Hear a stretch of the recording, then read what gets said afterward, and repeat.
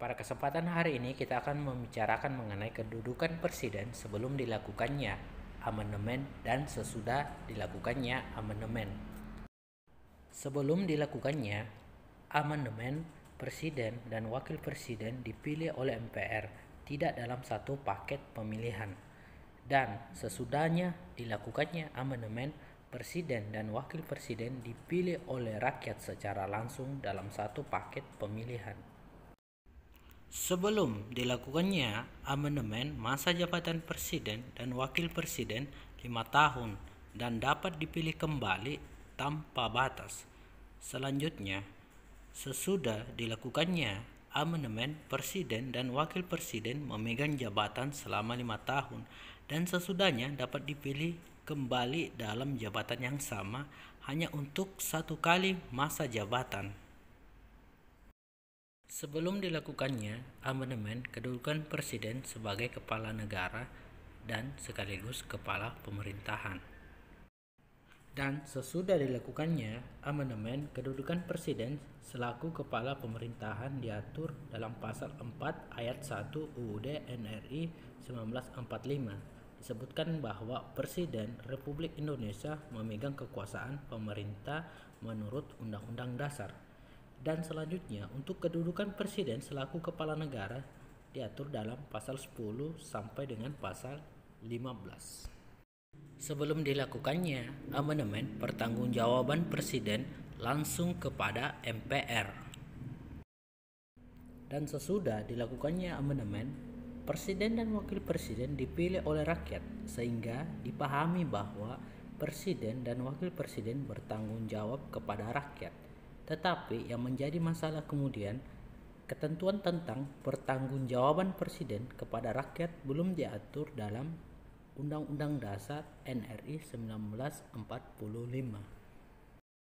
Sebelum dilakukannya amandemen terhadap UUD 1945, Presiden diberhentikan oleh MPR melalui sidang istimewa.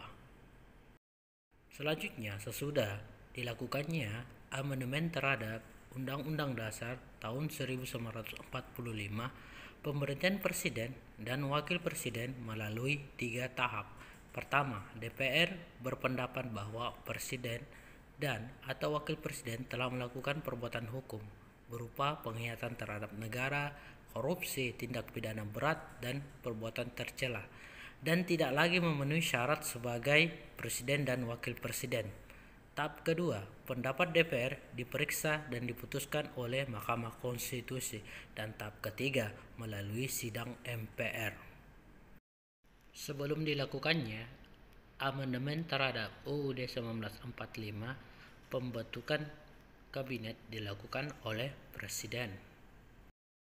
Sesudah dilakukannya amandemen terhadap UUD 1945, Pasal 17 ayat 2 dikatakan bahwa menteri diangkat dan diberhentikan langsung oleh presiden. Sebelum dilakukannya amandemen terhadap Undang-Undang Dasar tahun 1945, presiden memegang kekuasaan membentuk undang-undang. Sesudah dilakukannya amandemen terhadap Undang-Undang Dasar tahun 1945, kekuasaan untuk membuat undang-undang ada di tangan DPR dengan persetujuan presiden, dan presiden juga berhak mengajukan rancangan undang-undang. Sebelum dilakukannya amandemen terhadap Undang-Undang Dasar tahun 1945, tidak dikenal istilah judicial review terhadap undang-undang.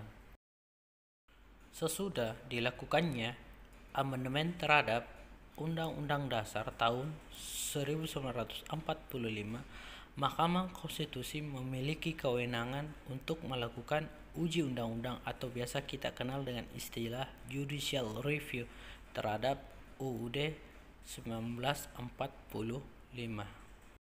Kalau kita melihat penjelasan sebelumnya mengenai kedudukan presiden sebelum dilakukannya amandemen terhadap UUD 1945 dan sesudah amandemen UUD 1945, ada pengurangan kekuasaan terhadap presiden.